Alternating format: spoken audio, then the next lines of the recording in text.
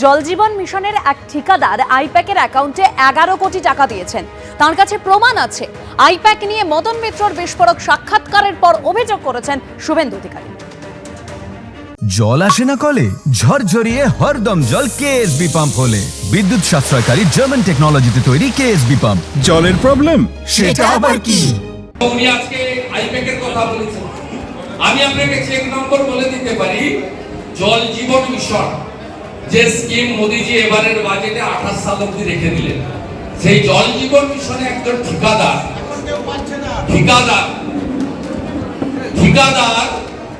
আইপ্যাকের অ্যাকাউন্টে কাকদ্বীপ স্টেট ব্যাংকে থেকে 11 কোটি টাকা দিয়েছে 21-এর ভোটে। চেক নম্বর বলে দেবো, আমার কাছে ডকুমেন্ট আছে।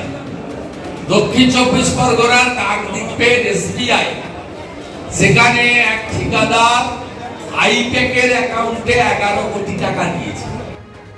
মদন মিত্রের মুখে তৃণমূল পদ পেতে কাঁড়ি কাঁড়ি টাকা, ভালো মন্ত্রীর জন্য 10 কোটি, দলের মধ্যে ব্যাপক টাকার লেনদেন হচ্ছে।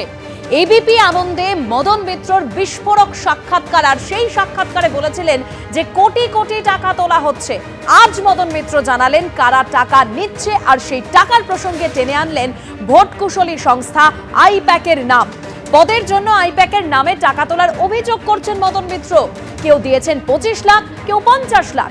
এত টাকা দিয়েও অনেকে নমিনেশন পায়নি, এরকমই চাঞ্চল্যকর দাবি করেছেন মদন মিত্র।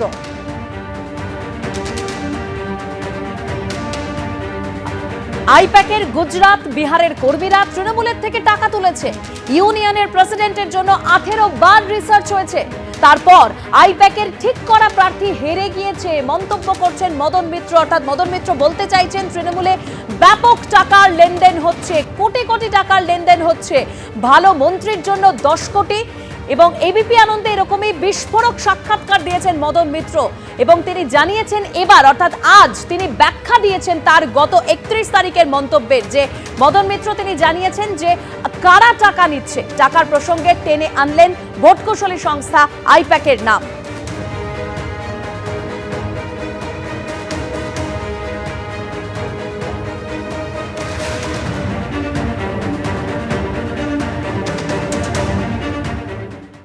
বাইরে বলাটা উচিত না। যদি আমার কিছু থাকে সেটাকে আমাকে দলের মধ্যেই বলতে হবে।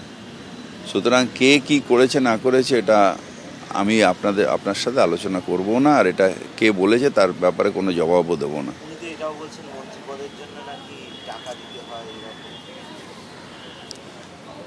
মন্ত্রী চিফ মিনিস্টার সিলেক্ট করে, এখানে কোনো এগুলো আসলে কি হয় জানেন তো,